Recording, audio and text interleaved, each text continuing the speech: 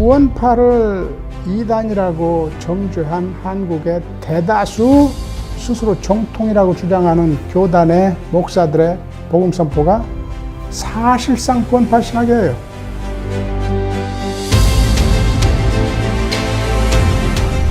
구원파적인 구원론이라는 게 사실은 우리의 행위를 구원의 방정식에서 배제하는, 흔히 말하는 오직인해의 도식을 조금 이렇게 극단화시킨 게 구원파적인 구원론이라고.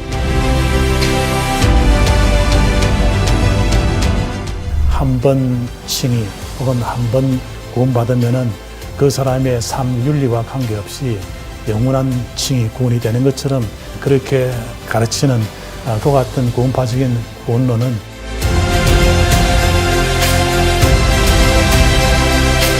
Salvation is something that changes you, and that means that you cannot, in effect, stay as you were. 목사님들 스스로 잘못 알고 잘못 가르치고 복음에 합당한 삶을 사는 게 아니라 윤리와 분리된 신앙을 가지고 그렇게 가르치니까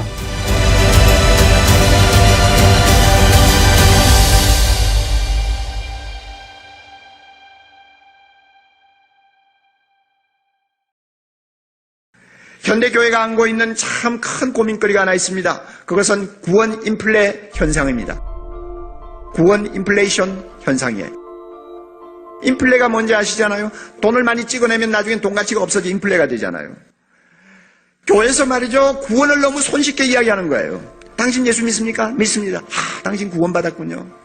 막 너무너무 쉽게 이야기하는 거예요. 입으로는 예수 믿는다고 하지만 실제 그 내면에 진정한 변화가 있는 사람인가를 체크를 하지 않아요. 정말로 과거의 죄를 다 주님 앞에 회개하고 새 삶을 시작했는지에 대한 증거를 정확하게 점검하지를 않아요. 그저 입으로 예수 믿는다 하고 교회만 열심히 다니면 다 잘 믿는 사람인 줄 알고 당신 구원의 확신이 없으면 당신은 믿음이 그만큼 잘못된 것입니다. 그러므로 구원의 확신을 가지십시오 하고 억지로 구원의 확신까지 강요하는 이상한 상황이 되어버렸어요. 기독교의 구원, 기독교의 은혜를 너무 쉽게 받는 것으로 착각하기 때문에 자기가 신앙이 좋고 반드시 구원받는다고 믿고 있는 사람들이 점점 많아지는데 그 가운데는 착각에 빠진 사람들이 한두 명이 아니라 그 말이에요. 교수님께서 네. 행위 없는 구원, 퀘스천 마크, 네. 물음표. 물음표 제목으로 책을 쓰셨는데 제목 자체가 주는 그 뉘앙스는 행위 없는 구원이 가능한가라는 질문인 것처럼 보입니다. 제목으로 뭔가 전달하시고 싶으신 메시지가 있으셨던 것 같은데 혹시 그 부분에 대해서 말씀해 주실 수 있는지요? 아마 이렇게 제목을 읽는 분들은 다 바로 느끼시지 않을까요? 행위 없는 구원하고 이렇게 느낌표를 찍는 분위기 속에서 이제 그 느낌표 대신에 물음표를 찍어서 행위 없는 구원? 하고 이제 질문을 제기하는 거죠. 이제 그 생각을 이제 뒤집어서 다시 좀 그 문제를 좀 헤집어 보자 하는 그런 이야기니까 좀 통속으로 많은 사람이 복음의 요체라고 생각했던 우리의 행위가 아니라 하나님의 은혜로 혹은 믿음으로라고 말했던 그 도식이 피상적으로 잘못 이해되어 있다는 사실을 얘기하고 싶었던. 그래서 좀 투박한 면에서 부정적으로 말하자면 행위가 없는 구원은 성경에서 이렇게 말하고 있지 않다 하는 이야기를 이렇게 출발점으로 삼은 것이고요. 제목이 이제 그런 건데 사실은 거기서 출발해서 결국 성경이 말하는 구원이라는 것은 행위가 없이 그냥 오직 믿음으로 하는 그런 방식으로 선포되는 게 아니라 우리의 순종을 요구하는데 근데 그것이 결국은 우리로 하여금 그 구원의 길을 가게 만드시는 하나님의 능력을 선포하는 것이다 하는 얘기를 이제 하고 싶었던 거죠. 근데 우리가 행위 없는 애 너무 꽂히니까 하나님의 능력으로서의 구원이라는 그 소위 그 긍정적인 측면을 놓치게 되는 거죠. 그러니까 그 복음의 요체를 오히려 놓치게 되는 그런 아쉬운 상황. 그래서 이제 그런 것들에 대한 질문을 제기하는 셈이죠. 소위 오직 믿음이라는 이 말을 잘못 이해해서 순종과의 행위를 배제하는 그런 믿음인 것처럼 그래서 순종과의 행위를 배제하는 칭의 구원을 이야기하는 것이 곧 성경 자체의 가르침 혹은 종교 교역자들의 가르침을 따르는 것이다 라고 잘못 생각하는 경우는 분명히 있다고 봅니다. 그래서 그것은 시정되어야 되겠죠. 근데 교수님도 아시다시피 한국 교회 상황에서 사실 이런 그 민감한 주제를 다룬다는 것은 굉장한 논쟁을 불러일으킬 수밖에 없는 것을 아실 텐데도 이 책을 쓰시게 된 어떤 동기나 이유가 있으신지요? 일단은 그래야 되겠다는 생각 때문이겠죠. 그러니까 파장이 클 거라는 예상은 뭐 저도 원래 이제 이 장로교 보수적인 장로교 교단에서 자라났기 때문에 충분히 이제 예상을 하는 바인데, 이런 책을 쓰게 된 어떤 개인적인 뭐 동기라고 그럴까, 경험적인 동기라고 그럴까요? 그런 것들은 어릴 때부터 제가 겪어왔던 교회 생활에 대한 질문이겠죠. 그러니까 교회에서 배운 복음, 그다음에 교회에서 경험하는 실제 신앙생활의 어떤 그 모습, 그런 것들이 많은 질문을 갖게 만들죠. 그러니까 이건 아닌데 하는 그 배운 것을 교회 스스로가 배반하는 경험들을 자꾸 하면서, 그러니까 교회가 실천하지 않는 복음을 이렇게 자꾸 이제 목격을 하는 거죠. 그러면서 이건 뭐지 하는 질문을 던지게 되는 거죠.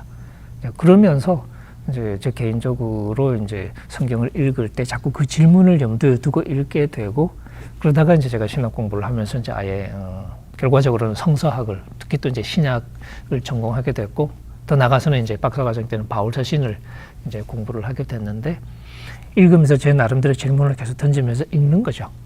읽으면서 통상적으로 들어왔던 답변이 적어도 제가 느끼기에는 설득력이 없다고 느껴지는 거예요. 왜 그러냐면 논리적이지가 않아요. 앞뒤가 안 맞아요. 그러니까 애초에 논리를 무시하고 선문답을 하는 건 모르겠는데, 논리를 끌고 가다가 결정적인 대목에서 논리를 포기하는 느낌? 그래서 저는 기존의 패러다임은 뭔가 근본적인 문제가 있다는 생각을 하게 되고, 제가 이제 텍스트, 갈라디아서로 논문을 썼으니까 읽으면서는 이건 아니다 하고, 이제 전통적인 생각도 그렇고 다른 학자들의 생각에 조금 이제 질문을 자꾸 갖게 되는 거죠. 그래서 제 나름대로 일관성 있는 읽기를 하려고 애를 썼었고, 그렇게 해서 정리를 해나가고, 그건 이제 뭐 바울 신학 전체에 대해서 이제 나름의 그런 고민들을 해보는 거죠. 그러면서 이제 제 나름대로 하나의 시각을 갖게 되고, 그것을 이제 표현하려고 하게 되고, 그러니까 이제 첫 번째 표현이 이제 행위 없는 구원 하는 이 책인데, 결국 거기서 성경이 말하는 어떤 구원의 비전은 뒷짐지고 소위 하늘나라 가는 그런 그림을 그리는 게 아니라, 죄인을 불러서 회개케 하시는, 그래서 우리를 새롭게 하시는, 그래서 구원의 길을 가게 만들어 주시는 하나님의 능력에 관한 것이다. 이제 그 얘기를 해야 되겠구나. 그렇게 이제 실제로 막상 하면서 보니까 이게 결국 한국 교회에서는 제 나름대로 이게 제가 좀 감당해야 될 몫이 아닌가 하는 생각이 드는 거죠. 그래서 불편함에도 불구하고 또 뭐 여기저기 때는 불려다니기도 하고, 뭐 저 이제 검증한다고, 그래서 뭐 또 굉장히 심리적인 부담도 많아지게 되고, 또 실제로 인간관계가 달라지는 그런 좀 약간 아픔이라면 아픔도 있고요. 왜냐하면 이제 어릴 때 저하고 관계가 깊었던 분들이 이제 제 생각의 변화를 못마땅해 하면서 좀 이제 이상해지는 그런 경우들도 생기고, 그리고 이제 교단적으로도 사실은 제가 자랐던 교단, 고신교단인데, 고신교단에서는 저를 반가워하지 않죠. 그러니까 이제 그런 면에서 조금 약간 좀 배척받는 그런 어떤 아픔이랄까요? 저 혼자 뭐 개인적으로는 뭐 그런 것들도 있지만, 그럼에도 불구하고 결국 이 이야기는 내가 결국은 내가 이 역할은 내가 감당해야 될 몫인가 보다. 그렇게 이제 시간이 지날수록 조금 선명하게 느끼게 됐던 것 같아요. 그래서 뭐 불편함이 있는 건 알지만 안 할 수는 없으니까. 네. 교수님 책 네. 48페이지에 오늘날 어떤 설교자가 나서서 네. 구원을 얻으려면 올바른 행실을 보여야 한다고 가르친다면 대부분의 사람들은 그를 행위 구원론자라고 비난할 것이다. 네. 만약 그런 피상적인 판단을 마태복음과 야고보서에 적용한다면 마태복음에 소개된 예수와 그의 육신의 동생 야고보는 모두 명백한 행위 구원론자들이다라고 말씀을 하셨는데, 네. 이거를 좀 더 풀어서 설명해 주시면 감사하겠습니다. 그러니까 우리가 구원에 이르는데 행위가 필요하다. 그러니까 행위로 구원 얻는다는 표현까지 안 가고요. 네. 행위가 필요하다 하는 수준의 표현을 가지고도 문제를 삼는다면, 그리고 그것을 행위구원론이라고 부른다면, 그러면 신약성경 전부가 사실은 행위구원론이죠. 제가 저 책에서는 이제 마태복음과 야고보서만 얘기해서 이제 둘만 언급했는데, 왜냐하면 마태복음의 예수는 분명히 주여 주여 이렇게 외치는 그냥 말로 하는 사람이 천국에 들어가는 게 아니고, 하늘에 계신 내 아버지의 뜻대로 행하는 자라야 들어갈 것이라고 분명히 못을 박았거든요. 맞습니다. 예. 주기도문서는 그 은혜의 논리까지 뒤집어 버리죠. 네. 우리가 먼저 용서해야 네. 하늘 아버지가 용서해 주신다고 가르치시고, 그 다음에 주기도문 할 때도 먼저 용서하고 나서, 그래서 우리가 우리에게 죄 지은 자를 사하여 준 것 같이 우리 죄를 사하여 주십시오 하고 기도하도록 가르쳤단 말이죠. 그렇습니다. 그러니까 그렇게까지 이렇게 하시는 거죠. 네. 야고보서는 사실 말할 것도 없잖아요. 야고보서는 사실은 표현이 굉장히 세요. 왜냐하면 사람이 행위로 의롭다 하심을 얻는다고 분명히 얘기하거든요. 네. 믿음만 가지고 되는 게 아니다 하는 거죠. 네. 근데 그거 읽고 아무도 시비를 안 걸어요. 제가 이제 그 우스갯소리로, 근데 왜 내가 하는 얘기가 쉽게 시비를 거냐? 난 야고보처럼 세게도 얘기 안 했는데 나는 행위로 의롭다 하심 받는 얘기 한 적도 없다. 근데 왜 나한테는 그러냐? 야고보는 그냥 냅두고. 그랬더니 옆에 누가 웃으면서, 그러니까 너도 이렇게 억울하면 출세해. 성경책이니까 안 건드리지. 그런 얘기를 하는데, 논리적으로 사실은 우리가 이렇게 이중 플레이를 하는 거죠. 네. 이중 플레이를 하는 게 어디서 드러나냐면, 저한테 하도 뭐라 그러니까 네. 제가 이렇게, 근데 칼빈도 되게 센 얘기 하잖아요. 칼빈의 그 기독교 강의에 보면 우리가 이렇게 행위로 의롭다 하심 받는 것도 아니고 행위 없이 의롭다 하심 받는 것도 아니라는 얘기가 나오거든요. 네. 그 구절을 제가 언급을 해요. 칼빈이 했다고 얘기 안 하고. 그러니까 내 것처럼 하는 거죠. 그러니까. 그러면 당연히 시비를 걸죠. 거봐, 권정경도 이상한 소리 한다. 그러면 이제 어떤 때는 그냥 조용히 넘어가기도 하고, 어떤 때는 그거 칼빈이 한 얘기다 하고 밝혀주기도 해요. 그러면 되게 이제 이상한 상황이 발생하는 거죠. 칼빈을 이렇게 신봉하는 분들이 이제 저를 막 비난했다가 그 칼빈 얘기를 얘기하니까, 그러니까 그것조차도 받아들일 준비가 안 되는 상황인 거죠. 이제 요거는 순종은 구원에 필요하다. 이것은 신약 어디를 펴도 우리가 피할 수 없는. 그거는 사실은 하나님이시라면 우리가 피할 수 없는 가장 근본적인 신념이죠. 근데 우리가 복음을 잘못 배워서, 복음을 잘못 배우니까 버릇이 나빠진 거죠. 그래서 창조주 하나님 앞에서 피조물은 우리가 도덕적인 책임조차도 피할 수 있다고 착각을 한 거죠. 그것이 또 이렇게 복음이라고 오해를 한 거죠.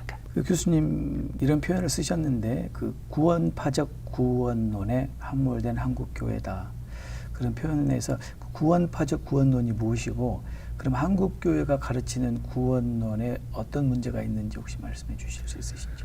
구원파적인 구원론이라는 게 사실은 우리의 행위를 구원의 방정식에서 배제하는, 흔히 말하는 오직인해의 도식을 조금 이렇게 극단화시킨 게 구원파적인 구원론이라고 그냥 우리가 통상적으로, 제가 아주 엄밀하게 쓴 표현은 아니에요. 네. 약간은 이제 좀 통속적인 그런 어떤 의미로 이렇게 쓴 표현인데, 한국교회 구원론이 상당 부분 그런 게 견해에 많이 좌우되죠. 예를 들어서 유명한 한 목사님의 설교집에 사람을 1000명을 죽여도 구원에서 떨어지지 않는다. 일단 선택받은 사람은. 이런 핵소리가 나와요. 그게 아멘 하고 받아들여지는 분위기인 거죠. 아주 유명한 교회 얘기입니다. 네. 그게 한국교회 구원론이라면 그건 구원파에 못지않은. 그게 그런 교회뿐만 아니라 이제 뭐 제 제자 중에 하나도 오늘 와서 저한테 교수님 지난 주일날 우리 목사님이 어떻게 설교했는지 아세요? 그러면서 똑같은 얘기를 하는 거예요.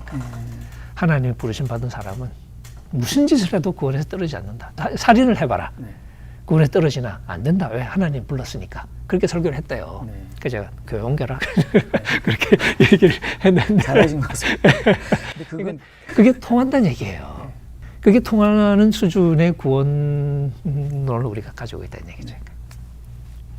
구원파고 뭐 다를 게 없는 거죠. 그렇게 되면. 사실 조금 전에 김세인 교수님은 거기에 대해서 뭐라고 말씀하시냐면, 대다수의 한국 교회가 구원파적인 구원론을 가르치고 있다. 네, 맞습니다. 네. 구원파를 이단이라고 정죄한 한국의 대다수 스스로 정통이라고 주장하는 교단의 목사들의 복음 선포가 사실상 구원파 신학이에요. 왜곡된 구원론이라고 이야기하시더라고요. 그렇죠. 네. 값싼 구원론. 윤리 없는 칭의론, 심각한 논리 아닙니까? 그래서 알다시피 보네프 같은 사람은 독일에서 2차 대전 전후에서 대다수의 그리스도인들이 어떻게 히틀러 같은 그런 나치 체제를 지지하고 다 그리스도인을 하는데, 도덕 없는, 윤리 없는 기독교, 은혜로만 믿음으로만 의인된다는 교리가 얼마나 우리 신앙을 왜곡하고 우리 영성을 왜곡하고 우리의 기독교 삶을 왜곡하나. 그래서 그 보네프가 뭐라고 유명한 말을 했어요? 하나님 은혜를 싸구려 은혜로 전락시켰다. 아무 효과가 없는, 아무 그 힘이 없는, 우리를 새로운 사람 만들고 의인으로 만드는 힘이 없는, 독일 말로 빌리게 그나데, 영어로 cheap grace, 싸구려 은혜, 아무 쓸모없는 은혜 만들어버렸다. 이런 게 심각한 신학 논쟁이고 우리의 신앙을 왜곡하고. 윤리성이 결여된 값싼 구원론, 잘못된 구원론 이해는 이미 보네프가 상당히 강하게 반대를 하고, 보네프는 분명하게 제도들을 가르치면서 이 값싼 이 구원론이 기독교의 정체성에 상당하게 해악이 된다는 것을 이미 지적을 했어요. 그런데 알다시피 이게 전 세계적인 현상이거든요. 개신교 현상. 그러니까 아까 이야기한 대로 지난 100년 이상을 서구에서도 이런 논쟁이 벌어졌다고. 근데 한국의 이 논쟁이 또 더 심각해진 게 최근에 세월호를 겪으면서 구원파 신학이 하나님 은혜를 싸구려로 전락시키는 법정적 범주로만 해석하는 칭의론의 극단적인 표현이에요. 그런데 내가 이 책에서 여러 번 지적하는 게 구원파를 이단이라고 정죄한 한국의 대다수 스스로 정통이라고 주장하는 교단의 목사들의 복음 선포가 사실상 구원파 신학이에요. 우리가 복음을 받아들이고 그리스도를 믿을 때에 한번 영원히 효과 있는 칭의 의인이라 칭함 받아버렸다. 그래서 우리가 구원의 확신을 가질 수 있다. 우리 목사들의 우리 성도들에게 이 구원의 확신 가지라고 얼마나 강조합니까? 그러니까 아무렇게 살아도 됩니다. 그 소리는 안 해요. 우리 정통 목사들은, 이른바 정통 교단의 목사님들도 사실상 그 말을 하는 거나 마찬가지예요. 그게 유명한 정통 목사들이 부르짖는 구원. 한 번 구원은 영원한 구원이다. 특별히 구원파적인 구원론 이해, 한 번 칭의 혹은 한 번 구원받으면은 그 사람의 삶 윤리와 관계없이 영원한 칭의 구원이 되는 것처럼 그렇게 가르치는 그와 같은 구원파적인 구원론은 종교 개혁자들의 주장도 아니고 또 성경 그 자체의 가르침도 아닙니다. 그러나 실질적으로 현실 교회에서는 또 그런 주장이 어느 정도 상당하게 자리를 잡고 또 맞는 데 가고 있는 것은 부정할 수는 없어요. 그와 같은 구원론적 이해는 구원파에서뿐만 아니라 한국 교회에 상당하게 어느 정도 자리를 잡고 있다고 저는 보고 있어요. 그러니까 세례 때 한 번 받은 칭의는 영원한, 최후 심판 때 확인만 되니까 구원받는다. 의롭게 살면 좋은데 못해도 괜찮다. Recently, there was a theology forum in Seoul hosted by Korea Theological Seminary. And the topic of the theology forum was very interesting and it really captured my attention. The topic was, is justification by faith an indulgence today? And this question was raised because a predominant understanding of justification by faith in Korea was influenced by this sect called Salvation Sect. And their teaching on soteriology is that once they're saved, they no longer need to repent because their sins are forgiven in the past, present, and future. So the actions or works after their salvation are really irrelevant to their salvation. So that creates a lot of moral failures among Korean Christians. So how would you say about that? Well, thank you, and thank you for this opportunity to talk on this very important topic. Let's begin by just thinking about the Reformation as a whole. It's very much about going back to the Bible, re-examining what we think, re-examining what we do, and trying to make sure that we're faithful to the Bible in everything. And certainly Luther and Calvin felt there was an urgent need to correct the teaching of the church, to bring it back into line with what the scriptures actually say. So let's begin by looking at Luther. One of Luther's great insights is that we are justified by faith alone. And of course, that's what Paul says in the New Testament. But for Luther, there was a very important point that emerged from this. It is that we begin the Christian life, we're given this wonderful, transforming gift of grace, not because of the fact that we are good, or that we have bought salvation, or that we have earned salvation, but because God is gracious. That's a very important insight for Luther. But Luther is equally clear that if salvation is something that has really happened to us, then that changes us. In other words, we cannot just say, oh, I'm forgiven, oh, I'm saved, and no difference happens at all. For Luther, the Christian is someone who recognizes their sinfulness and daily goes back to the foot of the cross to confess their sins and start life all over again. And for Luther, to be justified by faith is to be received by God, to be acceptable in God's sight, and also, and this is a very important point, to realize that we are changed by this. And that means that you cannot, in effect, stay as you were. Salvation is something that changes you. And so for Luther, there's this beautiful image of the tree that bears good fruit. And of course, Luther gets this from Jesus Christ, but he uses it very powerfully. He is saying, in effect, that if we are really saved, then the roots of our faith are deeply in the ground, and that means we begin to bring forth fruit, which means we do good works naturally because we have been changed by this.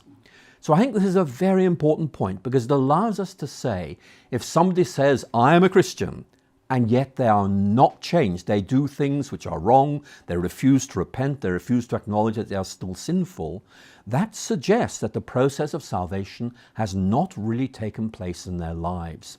교수님 책에서 그 로마서에서의 칭의란 과거 죄의 종으로 살던 삶에서 해방되어 하나님의 종이 되는 변화. 그래야 이제 하나님께 우리 자신을 드리는 살아있는 관계로 옮겨가는 것을 의미한다. 바울은 우리 미래의 구원이 바로 이런 변화된 삶의 길을 통해서라고 분명히 말한다. 네, 이런 표현을 쓰셨는데요. 그렇다면 이런 변화된 삶이 없는 칭의나 구원이 있을 수 없다라고 말할 수 있습니까? 변화된 삶이 없이는 로마서식으로 말하면 예전처럼 우리가 변화되지 않고 죄의 종으로 실제로 살아가면, 그러니까 죄에게 순종을 하는 거죠, 실제로. 그러면 죄의 종이 되는 거죠. 바울이 그렇게 얘기하지 않습니까? 그러면 그 마지막은 죽음인 거죠. 반대로 우리가 이제는 죄에게서 해방이 돼서 의에게 종이 되어서, 그럼 무슨 열매가 맺어지면 거룩함이라는 열매가 맺어지겠죠. 그 마지막은 영생이라는 거죠. 그러니까 바울이 그 얘기를 하고 싶었다는 거죠. 지금 한국 교회가 부패하고 비난과 조롱을 받잖아요. 그게 다 신학적인 복음을 잘못 가르치기 때문에 그래요. 이와 같은 잘못된 이신칭의 구원론 이해는 구원파뿐만 아니라 한국 교회를 갱신하고 바르게 세우는 데 있어서 아주 중요한 걸림돌이 된다고 생각하고 한국 교회를 바르게 세우기 위해서는 그 문제가 분명하게 해결되어야 된다고 저는 생각하고 있습니다. 많은 목사님들 스스로 잘못 알고 잘못 가르치고, 그러니까 많은 목사님들 스스로 복음에 합당한 삶을 사는 게 아니라 윤리와 분리된 신앙을 가지고 있고, 그렇게 가르치니까 한국 교회가 수가 저렇게 많고 우리 그리스도인이라 스스로 생각하는 사람들이 한국 교회에 그 영향력 있는 위치에 그렇게 많이 있는데, 한국 교회가 저 부패 지수가 저렇게 높고 거짓과 불의가 그리고 갈등이 저렇게 심각한 나라가 된 거예요. 그러니까 이 복음 자체가, 칭의의 복음 자체가 잘못 이해돼서 그래요. 부분적으로만 이해되기 때문에. 심각한 신학적인 문제와 심각한 목회적 문제, 영성의 문제, 삶의 문제.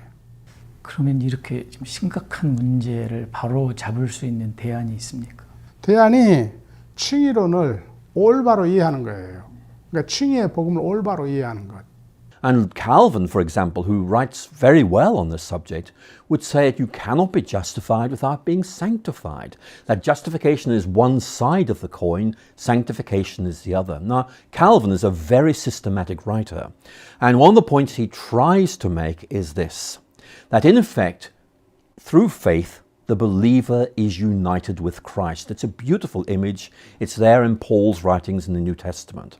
And Calvin says this union with Christ has a double aspect. First of all, it means we stand in a right relationship with God. We are righteous in God's sight. That's justification. And Calvin says that's part of the picture. But he also says it's not the full picture because something else is happening as well.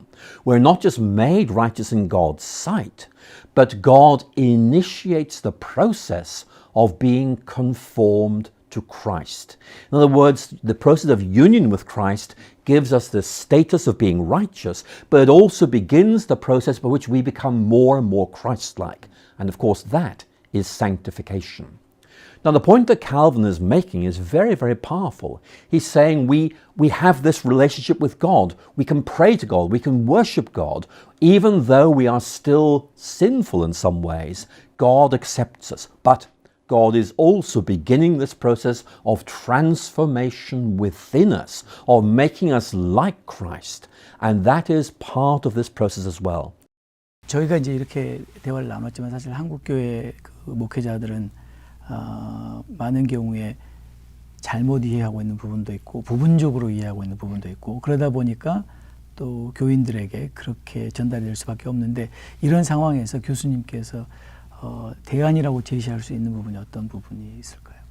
중요하다고 생각하는 것 중에 하나가 저는 아까 말씀드린 패러다임의 문제. 패러다임을 바꿔야 된다.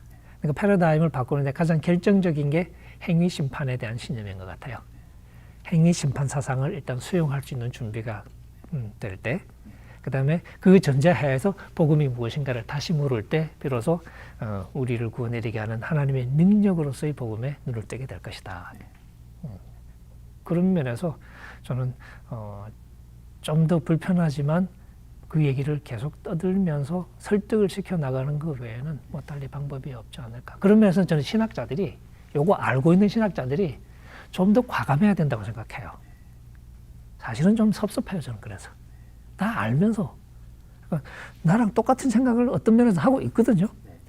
말을 안 해요. 왜 말을 안 하죠? 잘리니까.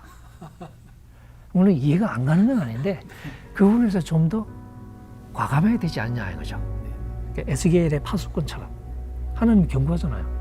네가 파수꾼인데 네가 경고했는데도 말 안 듣고 이렇게 죽었으면 그는 지 죄 때문에 죽은 거지만 너는 죄가 없다 왜냐면 했으니까. 근데 네가 경고 안 해서 만약에 적에게 다 이렇게 죽었으면 그 사람은 자기 죄로 죽은 거고 오케이. 근데 너도 네 책임을 안 했으니까 너도 죄값을 피할 수 없다.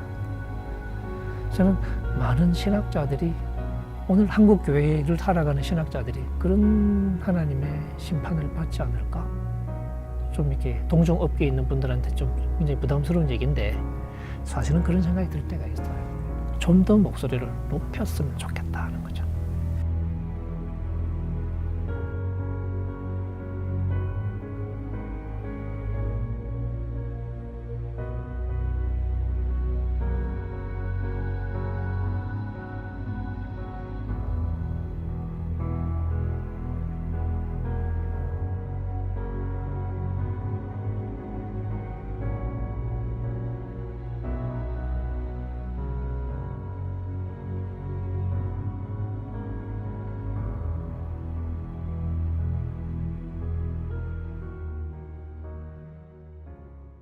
순종 없는 구원은 없네요. 없어.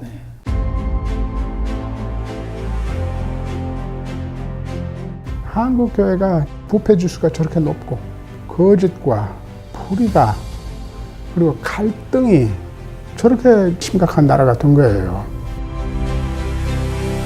칭의의 복음 자체가 잘못 이어져서 그래요. 심각한 신학적인 문제와 심각한 목회적 문제, 영성의 문제, 삶의 문제. 대안이 칭의론을 올바로 이해하는 거예요. 그러니까 칭의의 복음을 올바로 이해하는 거예요. 바울이 그러니까 믿음이라고 말할 때 그것은 행위가 없이 믿음으로 오라는 의미가 아니었다는 거죠. 바울이 근본적으로 전제하고 있는 게 바로 구약에서도 그렇고 뭐 중간기 유대교도 마찬가지지만 신약 전체적으로 하나님은 우리의 행위를 요구하신다는 거죠. 우리는 순종해야 된다는 거죠.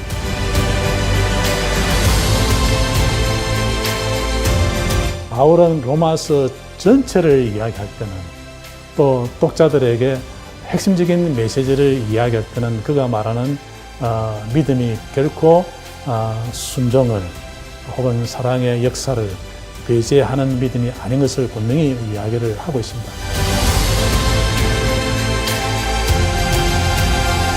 When God saves a person, it makes a difference in your life.